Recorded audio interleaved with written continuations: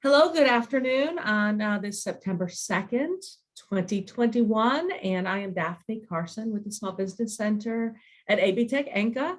And today we are so fortunate to have our area SBA Regional Director here, Sharon Harvey, to discuss the Disaster Assistance Program. And the Small Business Center works very closely with the Small Business Technological Development Center, as well as the SBA and our network of 58 small business centers to get information out and training out to the small business owners. So we're thrilled to have you with us today. And I would like to introduce Sharon Harvey. Thank you, Daphne. I am glad that AB Tech allowed me the chance to talk to you today about an ugly subject that we don't like to talk about, but it is a necessary subject for our small business owners. We're going to talk about disaster. We're going to talk about the SBA's Disaster Assistance Program. So I thank you for taking the time. I'm going to allow time for questions at the end. And of course, so we're going to talk about helping survivors recover from COVID-19. So I'm going to briefly talk about what's going on and where we are with the SBA programs that were from the pandemic, and then what's going on with the natural disasters. So as we go through this, let me give my little arrow here. As she said, I'm Sharon Harvey. If you need to get in contact with me for anything today related to the disaster, or if you have any other business related needs from the SBA, or have any questions about starting your business, growing it, or even, when it comes to any other business related items, there's my email. It's just simply my name, sharon.harvey@sba.gov. And I covered 22 counties in Western North Carolina. And if you're not in one of those 22 counties, that's okay. We will still make sure that you are getting assistance. As I said, so we're going to talk about the COVID EIDL. What's going on with SBA and the disaster programs, explain that to you a little bit more, and then about being prepared for other types of disasters. It's actually pretty timely considering, the floods that we had almost 3 weeks ago. I wish I could say at this point in time that we actually had a declaration, but we do not. The team was out on Monday doing the assessment of Haywood County and Crusoe and Bethel and some of the other areas. But so that does mean that something is coming. I just don't know what kind of declaration, but I will be going through the different types of declarations. And the good thing is, just so that you can get prepared and you're ready whenever the declaration does come out. So when we're talking about, as I said, the first thing is the economic injury and disaster loans from the COVID-19. So just to make sure if anyone on the call is not aware of them or has not filed, on March the 6th, Congress passed the bill for the pandemic. So basically right now we have out there the EIDL, which was the first loan, which is the actual loan program. Up to $2 million. Then we had the target advance, which was based on geography.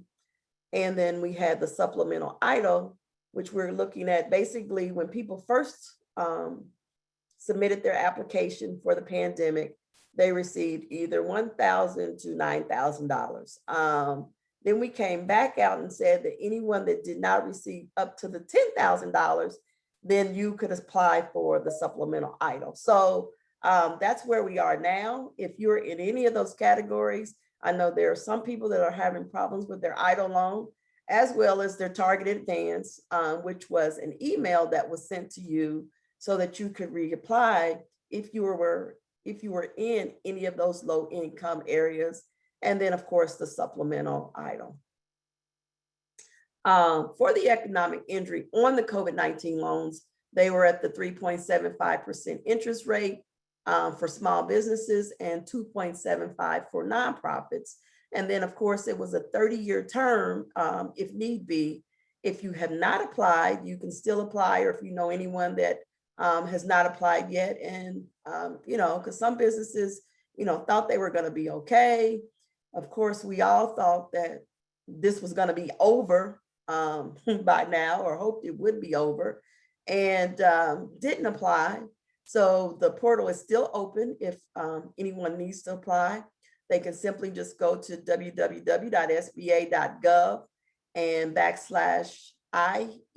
/EIDL for the EIDL loan.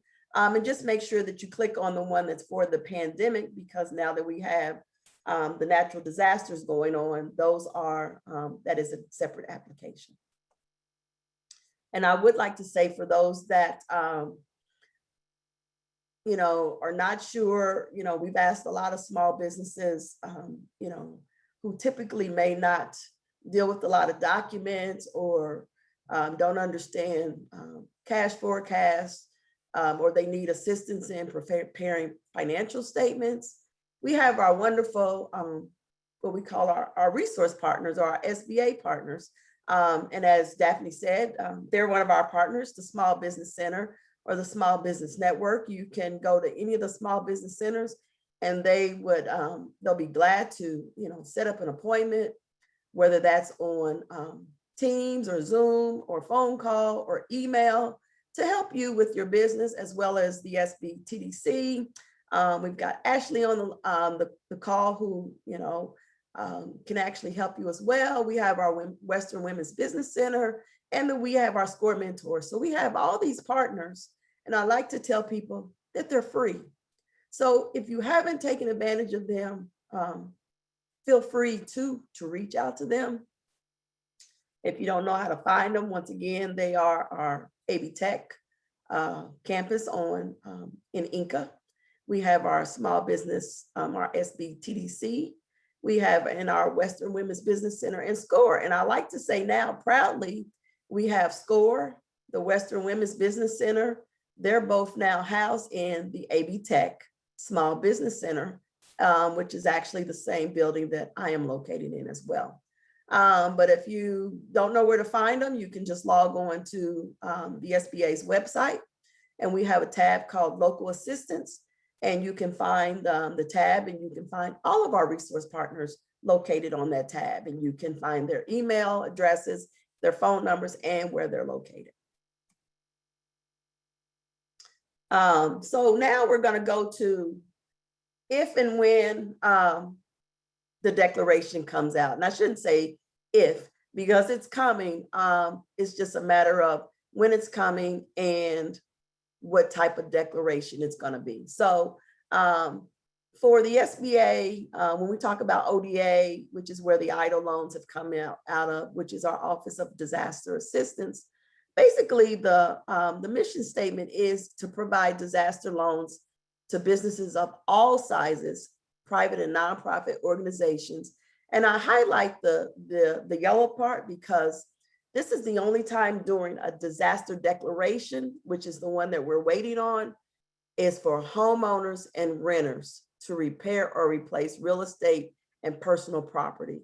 So under disaster declarations, the SBA does and will provide loans to homeowners and renters to repair. So I like to make sure that I get that out because, so many times, people think of us as, something happened to my business. Well, during times of disaster, the tree falls on your car or your, or your house floods, the SBA will now be able to assist all homeowners and renters to replace real estate and personal property.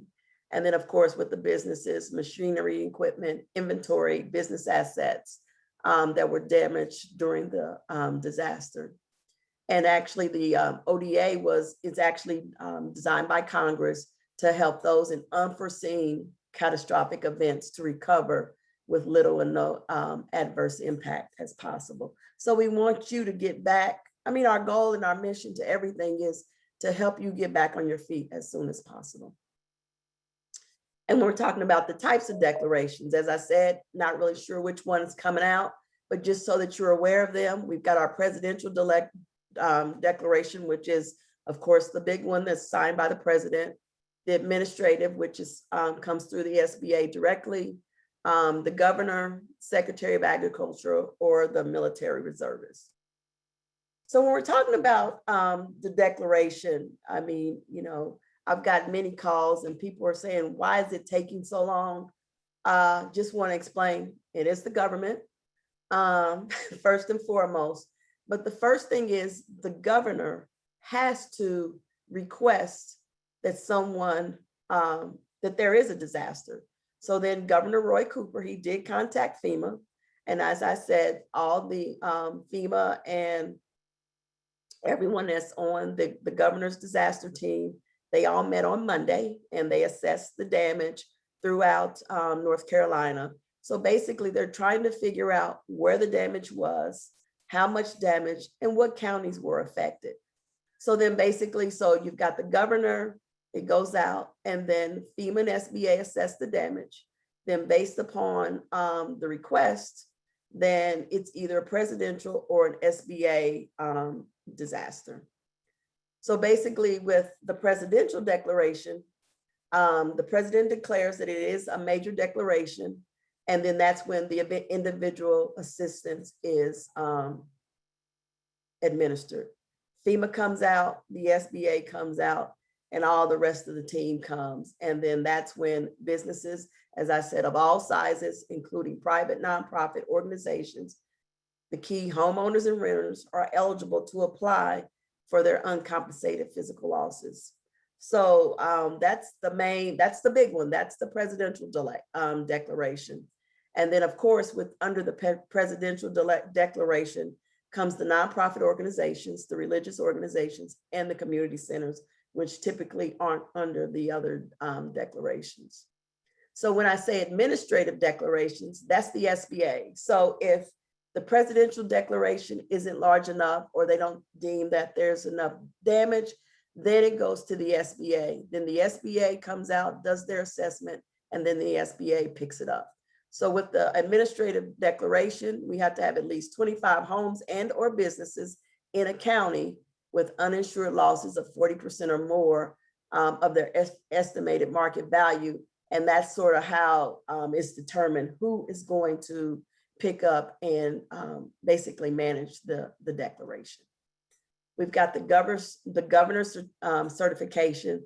So if the governor certifies that at least 5 small businesses in the disaster area have suffered substantial economic injury as a result of the disaster, meaning they can't operate their business, they're not able to make any income, then SBA allows them to apply for the EIDL program only. So they can still apply for the loan program to get their business back up and running through the governor's certification.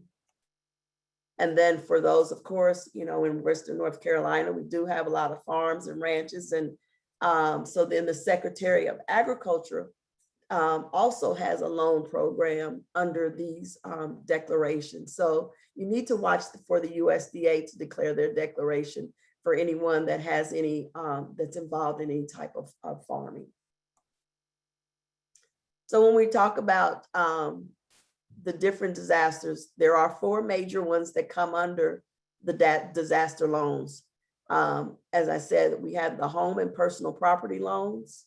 So once again, under these types of declarations, your home and personal property, there are loans for that. Then you have your business physical disaster loans, then the economic injury disaster loans. So people are saying, well, what's the difference? One is if your business just has physical damage, and then the other is if there is the loss of the ability not to be able to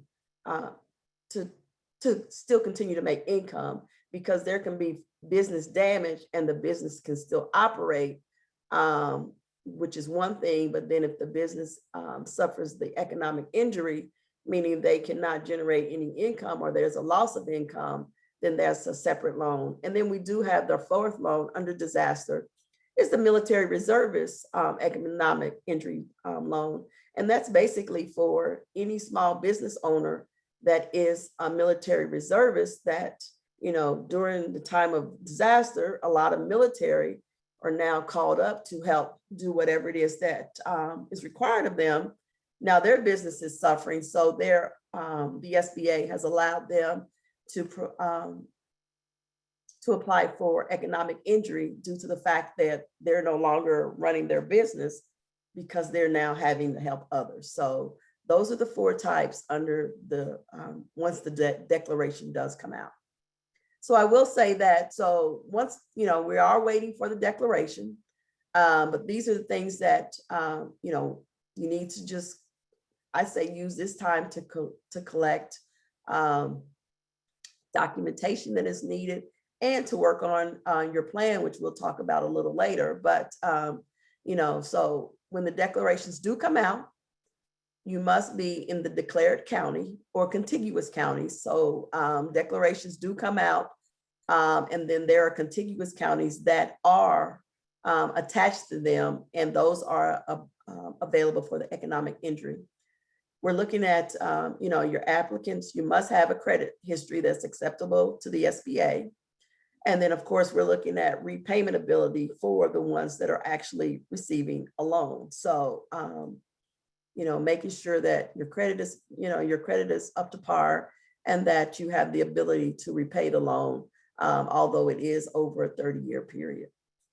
When we're looking at collateral, anything that's over 25,000, which has been the same for the EIDL,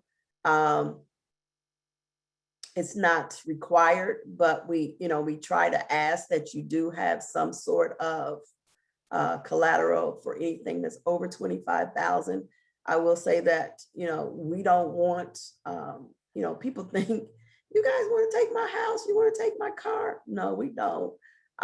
We just want to make sure that, that you're in a position to be able to, if you do default on the loan, that there is something, because these are federal funds, these are taxpayer funds. So we want to make sure that we're doing due diligence in making sure that we're doing the best that we can in securing these loans.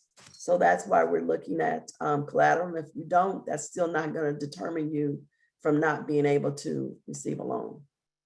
But then people say, well, why do I want an SBA disaster loan? Well, I would say with any SBA loan in general, the big thing is because of the time. Our loans are, you have a long time to pay them back.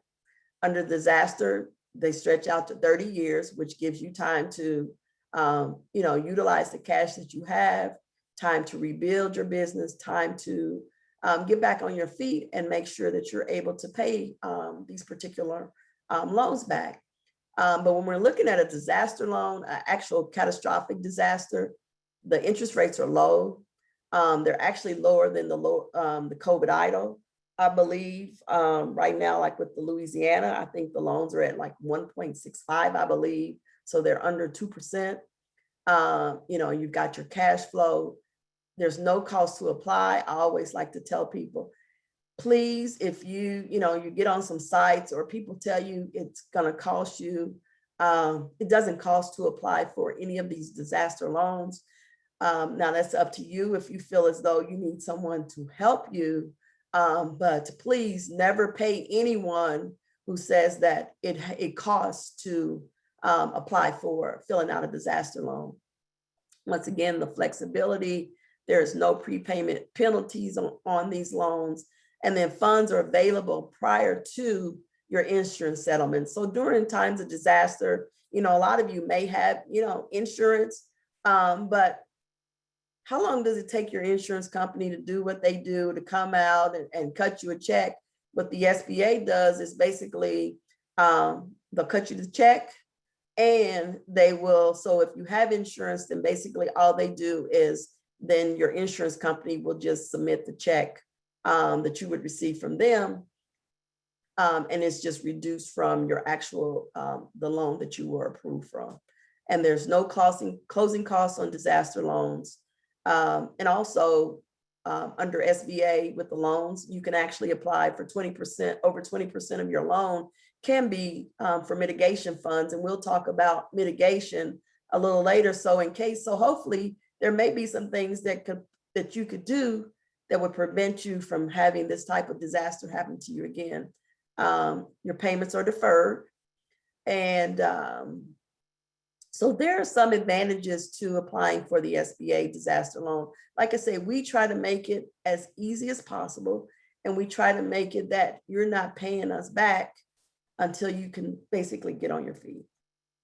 With the loan application process, when it's time to actually submit for the application, it's a 3-part application. It's pretty simple. With the presidential declaration, you know, you hear people talk about FEMA. FEMA does take the first position in the declaration. So I will say that in a declaration that's presidential, you have to go to FEMA first and fill out, you know, FEMA's application, whether you know, feel as though, you know, I don't have any housing needs, I don't need any food, I just need some assistance to get my business back. But you do have to fill out the FEMA application. So I just want you to know that, because a lot of people just come to the SBA and then we have to send you back to FEMA. And their application is pretty simple. They give you an application number. So I will say through all of this, any application numbers you get, please write them down and put them in a safe place, because you will have to reference those. So only time you need to worry about a FEMA application is during a presidential disaster. So then you'll take that FEMA number, then you'll register with the SBA on the disaster.sba.gov. You'll put in your FEMA number. You can apply in person. We're still trying to decide if there are some SBA disaster folks in the field, but of course, once the declaration is decided in North Carolina, we're not sure if we will have recovery centers or not. So it may be all virtual, not really sure, but typically there are recovery centers, and then you can actually either apply online, or for those that you know, have issues with no internet, no computer, you can submit your application via the mail. So I will say, so you know, basically you submit your application, you submit your loss. It's going to ask you for information about, do you have insurance, and what some of your, you know, what are some of the disaster damages that you have. You just fill that out. And once again, I just want to say that, you know, proceeds from your insurance coverage on your home or property will be deducted from the total damage estimate. So that, you know, because we are not permitted to duplicate any benefits. So it's not like you can get $10,000 from the SBA and then another $10,000 from your insurance. So, you know, whatever you would receive from your insurance, it would go to pay off your SBA disaster loan. And then, of course, we would do the disbursements. Depending on the amount of your loan, we typically give you the $25,000 disbursement first. And then once so if you are awarded, you know, just say $100,000, the SBA will then give you the 25. Then once you have started to do the repairs or fix the problem or order new supplies, then you will work with your loan officer, and your loan officer will do the additional disbursements for that particular, you know, depending on what your damage is. So once again, I'm going back to our resource partners. I just want you to realize that, you know, when the declaration comes, or with any of our SBA loan products, you know, we have our resource partners that can actually help you, whether that's filling out the application, whether that's understanding how, you know, to fill out the financial part. They're here to help. So I just want you to keep in mind that, you know, we have our Small Business Center Network, our SBTDCs, our Women's Business Centers, SCORE, our many chambers. We have many resource partners in Western North Carolina that can help you. So regardless as whether it is the COVID disaster or the you know, the catastrophic disaster, which comes under the declarations, the resource partners are here to help you throughout your journey of your small businesses. And I apologize, I've been on the phone for days talking to people, and I can tell my voice is, it sounds like it's about to go. But as I said, we were talking about mitigation. So mitigation is one of those things that, how like a lot of the damage to some of the counties that we're waiting on the disaster, maybe if it's that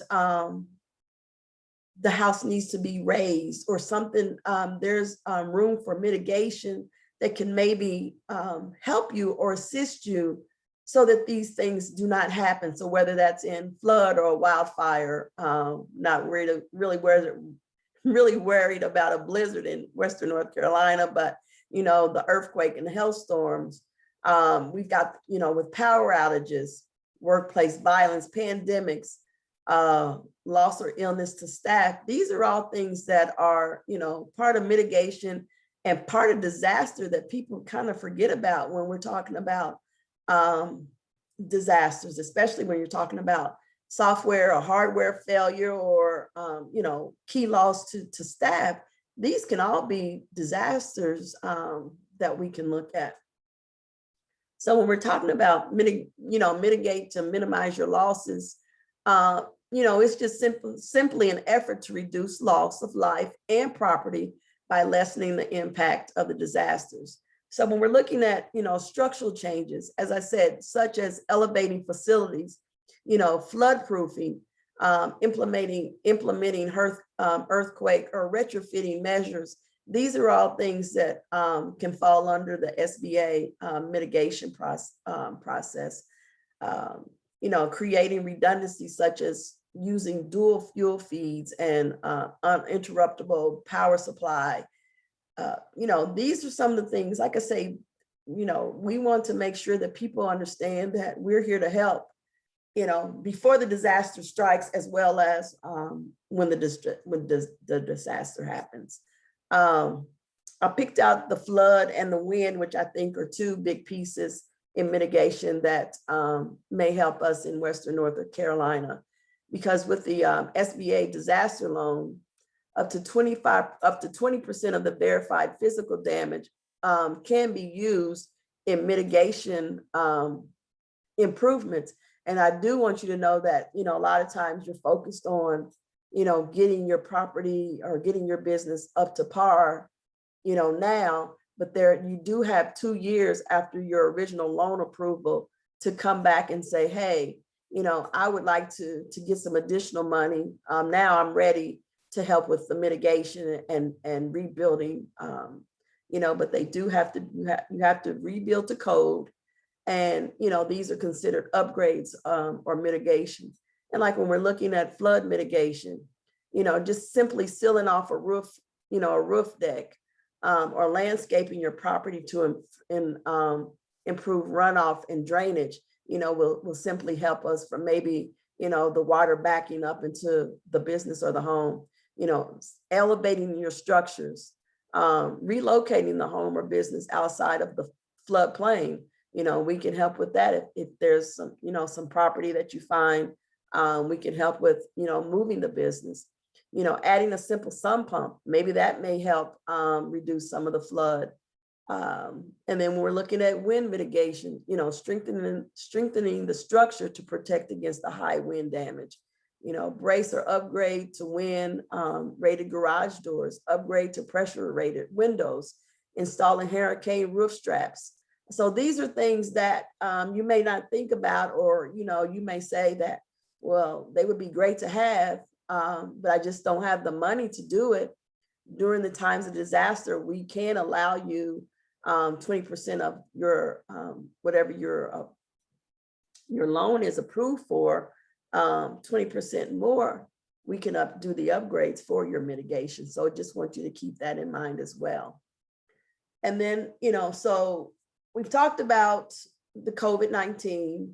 We've talked about, the declaration that we're waiting on. And I assure you, I'm looking every hour on the hour to see where we are with the declaration. But I would, I want to say, so why should we prepare for disasters? When talking to people and talking to business owners, they're so busy. You all are so busy trying to do day to day. Disasters in the back of your mind, along with other things that you need to do.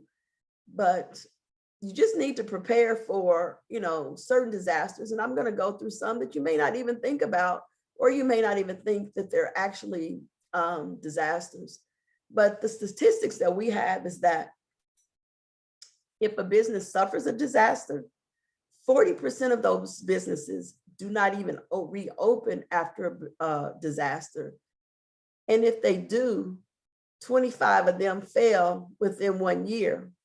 So my question is, if there's some things that we can do to mitigate the loss, to mitigate, some preparation, we would really like to help that, so that I'm not talking to a business that's not able to reopen, or I'm not talking to a business that they do open and then they actually close just because of, of some of the costs and some of the suffering that they have to go through.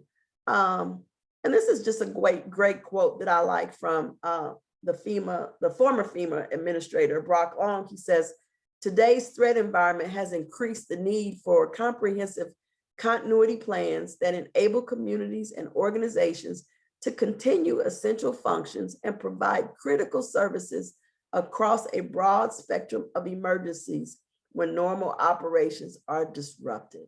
So, anything, there are so many different threats that can just keep us from operating.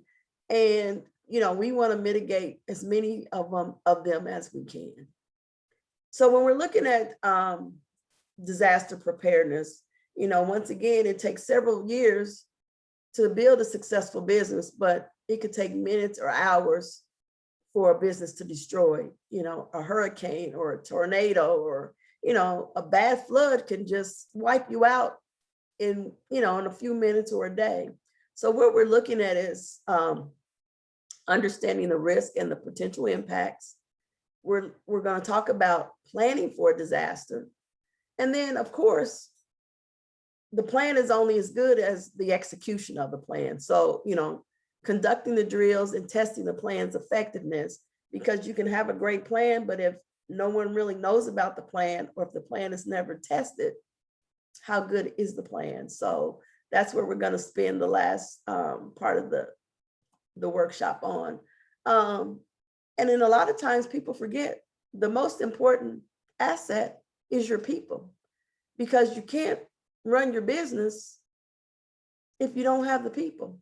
And we're talking about disasters, we're talking about a lot of other things. So, regardless as to what the disaster is, do your employees know, do you have plans for different types of a disaster, whether that's an evacuation, whether that's a storm, a fire, a chemical spill?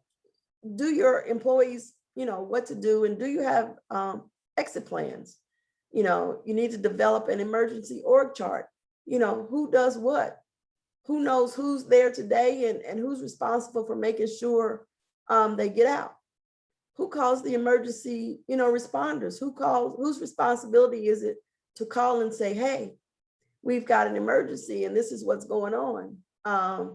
We like to tell people, make sure you have emergency supplies at your office, and make sure people know where they are, including food or water, or, and flashlights in case the power goes out.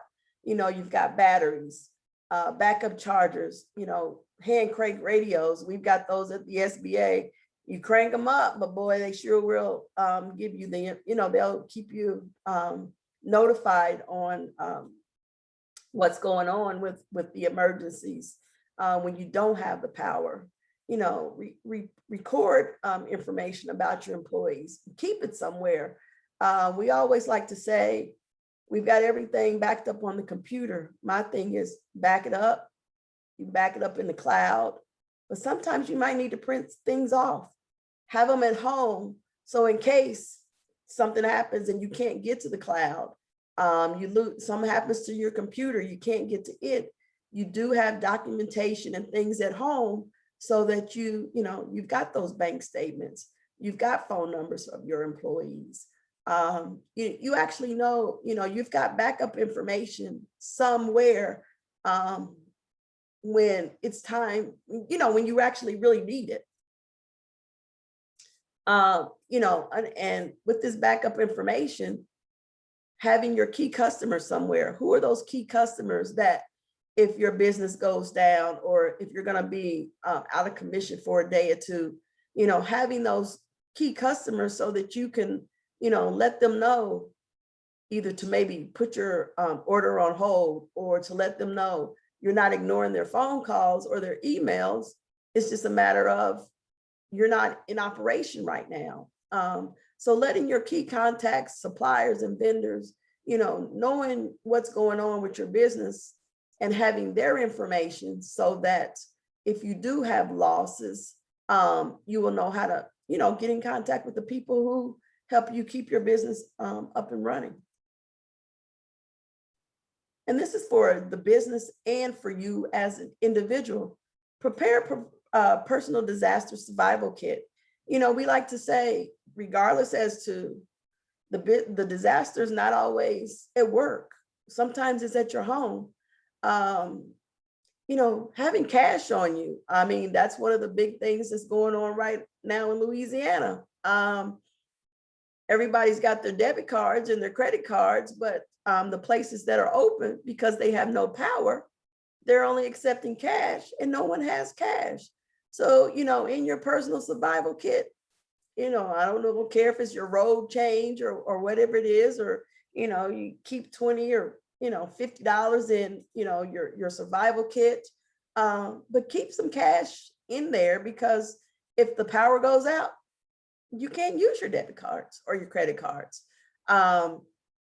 Make sure you have some non-perishable food, have your can of tuna, have your soups, and then, go to the grocery store, the Dollar Tree or wherever and get that 99-cent crank me up can opener because you can't utilize the stuff if you can't get it open. So these are just things that, we have in the back of our mind, but we really just don't do. And then of course, when we're looking at water, they're saying that a gallon per person is, is good, but, make sure you've got water,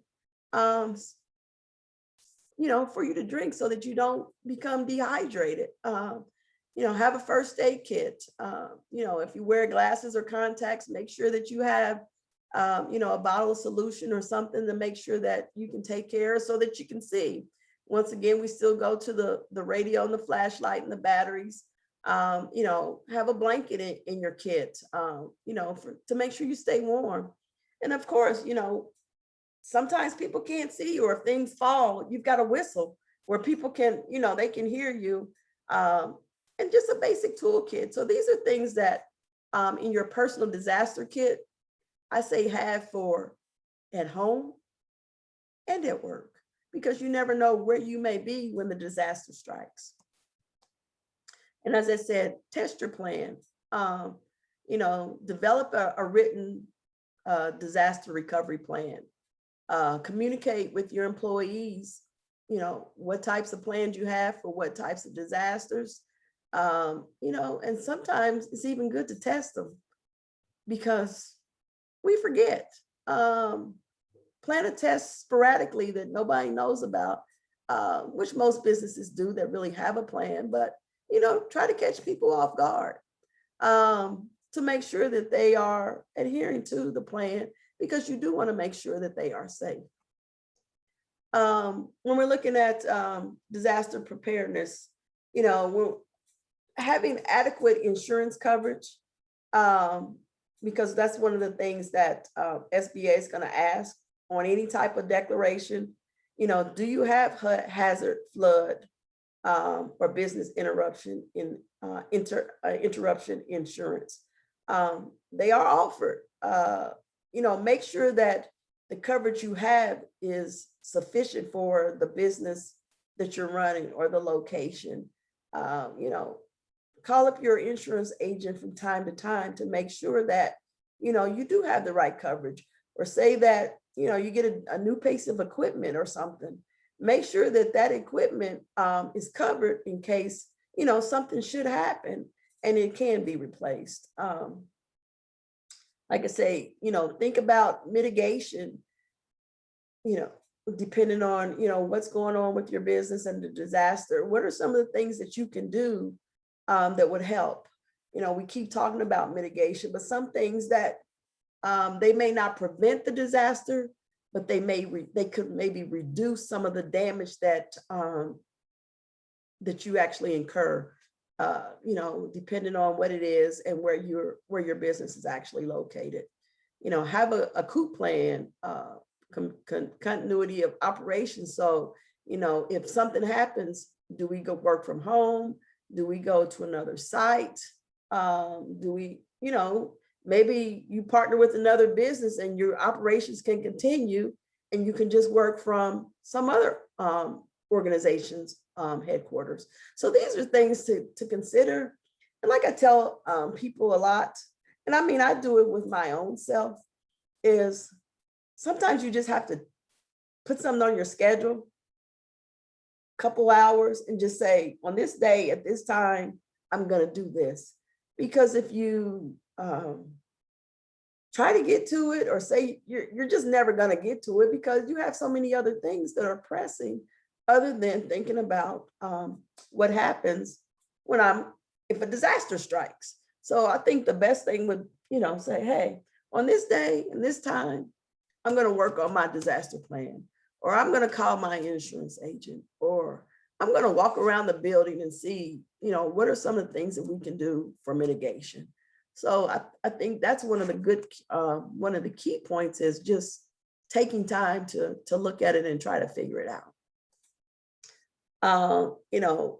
Sometimes when we're talking about, when we're looking at some of the safety tips, evacuation, you may be working and you may not be the disaster. The disaster is, there's a gas leak and you're told to evacuate. So it had nothing to do with you. So, just following the directions of the officials. Do you have disaster supplies that maybe you need to take with you? Are there some things that you might need to do before you leave the building? Is it that, we need to unplug the coffee pot because we don't want it burning up or something happening? And then if you do have to leave abruptly, then maybe telling someone, hey, we had to go and this is what happens, and then locking up and leaving. But like I say, sometimes the disaster is not always surrounding you or your business. It could be just some other, the disaster that's actually in the area or with some other neighboring business. So I have, are you disaster ready? I'm going to go over a few scenarios and then we'll be done. And then I can just ask you, you can ask, questions about anything that you may have. But, our key at the SBA is getting your business back to ready after disaster. And and we just really want to stress that if you are as prepared as possible, then it will just help mitigate some of your risk. But when we're looking at some of the scenarios, when we're looking at, possibly a hurricane, what are some of the things that you can do? Evacuate, telework, close the businesses, wait until the storm is past. One that people may not consider a disaster, it just sort of happens, but what if there's a fire in the office? That is a disaster. Do your employees know how to, get out of the business? What are is there a warning sign that they know that there is a fire? Is there a team lead? Do you have fire extinguishers? Are you prepared for, if there is a fire in the building, whether that's electrical or whether that's just a typical normal fire, with sheltering? Example, there's a tornado coming. Is there a warning system that notifies your employees? Do your employees know where to go? Do they understand that, they need to go to the strongest part of the building? They need to come in from outside. Just looking at those as additional disaster scenarios. There may be a chemical explosion nearby. That's a shelter in place. But what do you need to do if something like that should happen? instruct your employees to stay away from the windows.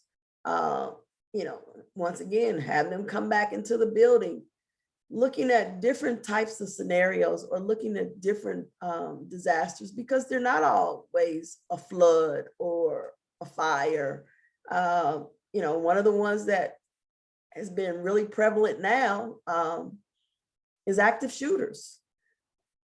Does your employees know what to do if someone enters the building and there's an active shooter? Do they know where to go? Do they know, go in a room and lock the door and get under something? And but these are things that, we don't want to talk about them. We would hate to think that, we would have a disgruntled client come into our place of business, and want to harm anyone. But do you actually have an active shooter program? Do they know what to do? But these are just some of the things that I wanted to put on your mind today for you to assess. Do you actually have programs in place to take care of your business and your employees? There are some websites. I won't really go through those, but we've got SBA.gov /disasters that can help.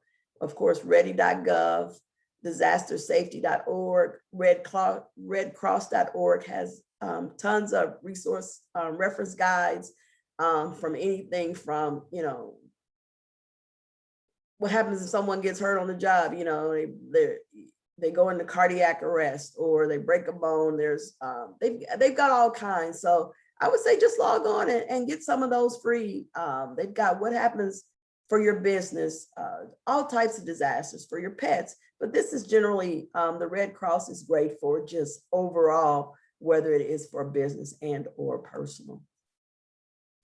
And then, as I said, there is the information to the SBA's customer service. This is the same customer service number and the same website that we are using for our COVID-19 disaster. So, if you're familiar with that, you're like, I know that number and that email address, but that is the same because the Office of Disaster Assistance will be processing the disaster declaration loans once the disaster declaration does come out. It will still go through that same disaster customer service email and the same 800 number.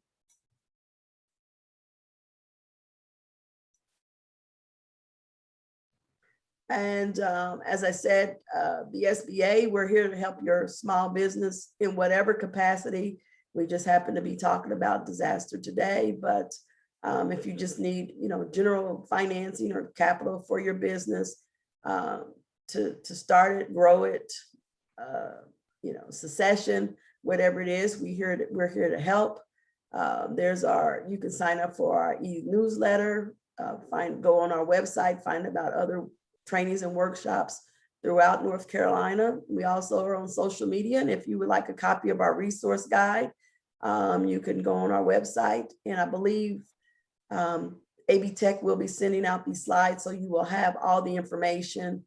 So you don't have to worry about writing anything down, or if you didn't get any of the other web addresses as I went through the workshop.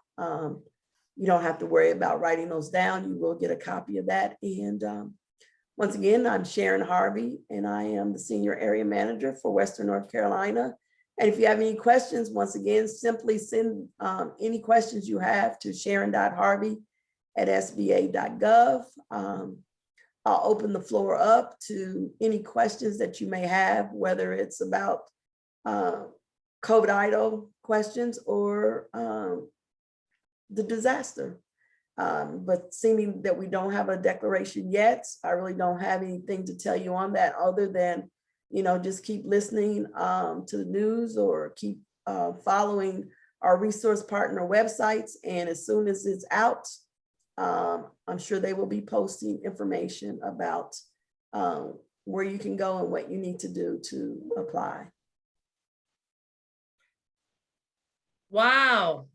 Sharon and the SBA, thank you so much. Thank you, Daphne. There was a lot of work that went into this presentation, And it is chock full of so much information that we become complacent to, that we don't think it's going to happen to us on a personal or business level. And I'll tell you what, this is a complete package that all of us in our own capacities can share out with our business owners, with our friends, our family. And really, I'm blown away, and thank you. And thanks to our whole system. I mean, we live in a country that our hands are always open, and the information and the resources, thank goodness, are out there for everyone and all of us. And we are stewards of this information to get it out to the people that need it. Throughout this whole 18 months or so, I'm just so proud to be part of such a collaborative, and our business owners are so fortunate to have all of us available at the end of an email, at the other end of the phone. And so I personally want to thank you, Sharon, and the SBA for that. And you're more than welcome, Daphne, and everyone that's on the call. As I said to someone earlier, we've processed 15 years worth of loans in a year and a half. So I know the process hasn't been smooth. I know there have been a lot of people that have gotten in what they've called the loop or the cycle. But I can assure you, if it's not you, or if you know someone, we're trying to get everyone that is a legitimate business, we're trying to get those loans processed. Whether you were a restaurant or whether you're in the shuttered venue, if you were part of the shuttered venue operators grant. So everything we're doing is not a loan. We are trying to get businesses back through grants and money that's not repayable, but we're here to help. And it's been a long 18 months. It's been a really long time, but I will say that all of our partners have been great. And, those of you that are on the call, if you have any questions, Daphne, I guess all they can do is just open the line if they have one, correct? Sure. Because I can't you can unmute yourselves if you do have a question. And I can't see the chat, so I don't know if there's anything in the chat either. Nothing in the chat. Okay. But then, so if there are no questions, because I did leave time because I thought I would have, some COVID idle questions, and I was actually hoping and had my fingers crossed that I would have a declaration by now, but it just hasn't come. And I've been told that the governor is trying to make sure that he gets every county in the declaration that is needed, so that he doesn't leave anyone out. So I think that. So Sharon, I do have a question. So when the declaration comes, and it's noon now, so that's typically a time when they do release, big news. When that happens, what's the very next step that our business owners want to take? Well, first step would be if it does come out that it's a presidential declaration, the first thing they would want to do is to go and apply with FEMA. Okay, very good. If it comes out that it's not a presidential declaration and it's just an agency declaration, an SBA agency declaration, then they would just need to go on to the website and fill out the EIDL application. Okay. So if you haven't done it, the thing that I would say now for those that did suffer damage or know people that suffered damage would be to go, so that when you fill out the application, you already know that you know, the entire building was flooded and it's, 2,000 square feet. You lost inventory that was sitting on the floor. So it's now it's no longer any good. You've had, windows blown out, maybe your Okay. roof pulled back, whatever your damage was, be able to, because you're going to have to assess that and let us know typically, pretty much where the damage is, because then there will be a loss verification person that will come and assess the damage for cost. Okay.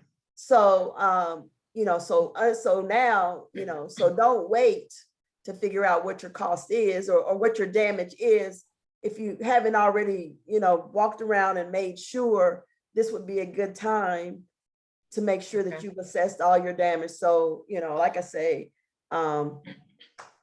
personal property and home on these declarations and your business. So, like I say, the tree uproot and fall on your car, or, everything washed away, your car, because I do know in some areas, I think they said that, the water rose and just went everywhere. So, making sure that you can sort of let us know everything that you've suffered a loss in. Yeah, that preparation of having that the documentation or a list of everything is really important. And then I remember with the idle loans, save often when you do get into that portal, that loan portal, to be sure you save that information in that form, so there's not a interruption and you lose what you've already input. Is that right? Like I say, and write your applications number down, and there's no need because the question came up, because we are now going through the disasters. If I already have a COVID-19 idle loan, can I still get a idle loan for disaster? The question is yes. So just making sure that if you're going in for a disaster, that you're under the disaster application and not the COVID-19, because they are too, although they're both coming out of the Office of Disaster Assistance. Just make sure that you're in the right application. So you can have multiple applications pending, is that correct? Well, because the Office of Disaster Assistance typically does nothing but natural disasters. That's where the COVID-19 funding came from. So there could be a business that received funding under COVID-19 because their business had to close. They received a loan so that they could become operational again. Now, unfortunately, you might have that same business that has now suffered some flood damage, some hurricane damage, some wind damage. They're still now eligible because now it is a different disaster. Different, okay. So that is, so I just want you to, to be conscious when you go to the application process to make sure that you are indeed checking for the disaster and I'm sure that they're going to have it where you can really tell the difference between the COVID-19 and the actual catastrophic disaster. Okay, great. Wonderful. So thank you. Gosh, you need a drink of water there, Sharon. I do. I mean, I need a drink of water and then I got to hit the phones, but. So thank you. So the floor has been open for quite some time. As Sharon indicated, we have recorded this. This will be uploaded and sent to you directly. And please feel free to share it among your circle of influence, anyone that you may think does need this information.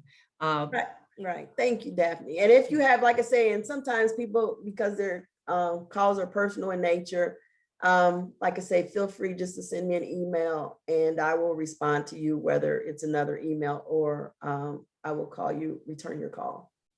Yeah. Sharon, I sent you an email. I want to do a one-on-one afterwards.